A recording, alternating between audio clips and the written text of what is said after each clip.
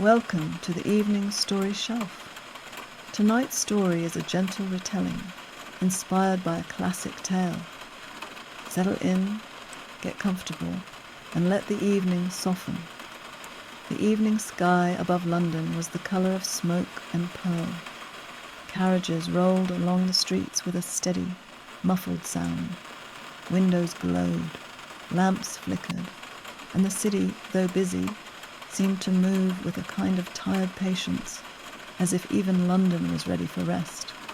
In a carriage cushioned in velvet and warmth, a little girl sat very straight, not stiff, not nervous, just carefully composed.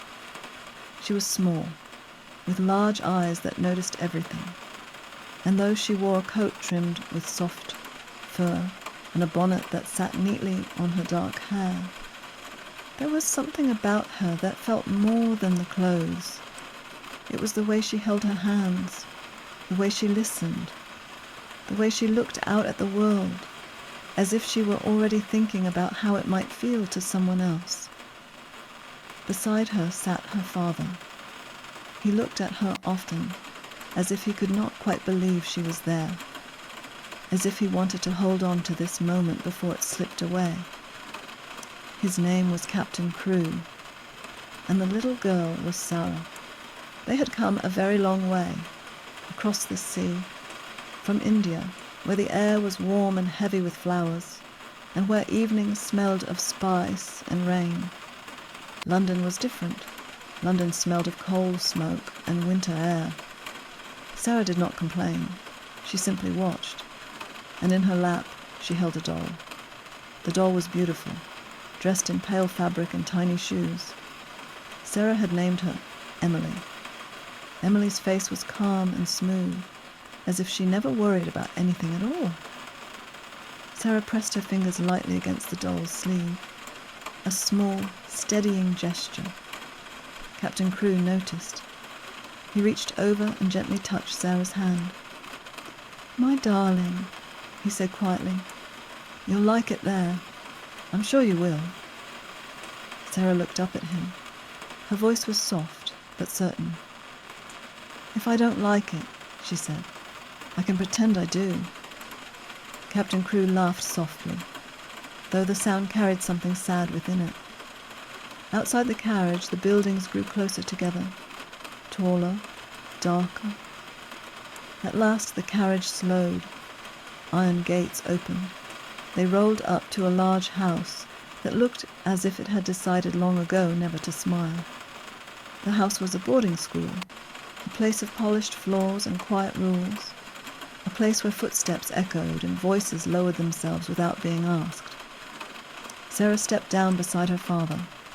She looked up at the windows. Curtains, shadows, a feeling of beginnings. The front door opened. A woman appeared. She wore black. Her bonnet sharpened her features. Her eyes moved quickly, measuring everything they saw.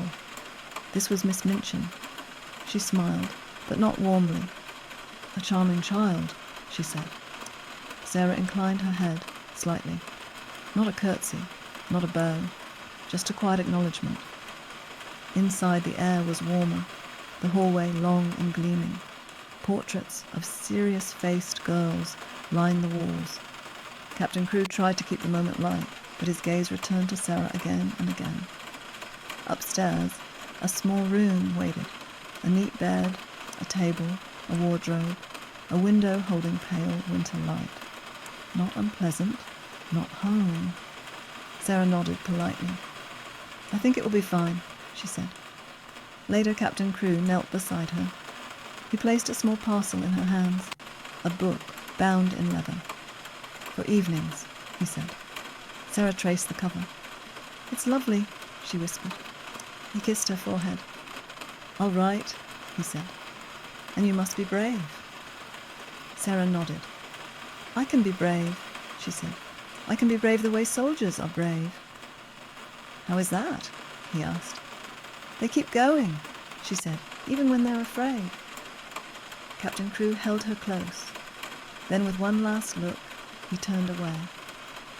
Sarah watched him go. She did not cry out. She stood very still, like a little princess watching her world change. That night, in a quiet room high above the street, Sarah placed Emily beside her pillow.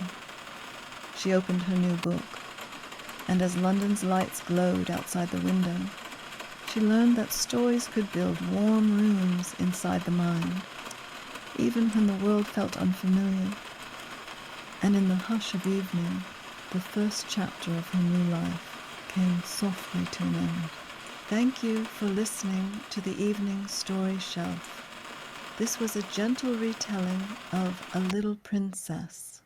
The story will continue in the next episode.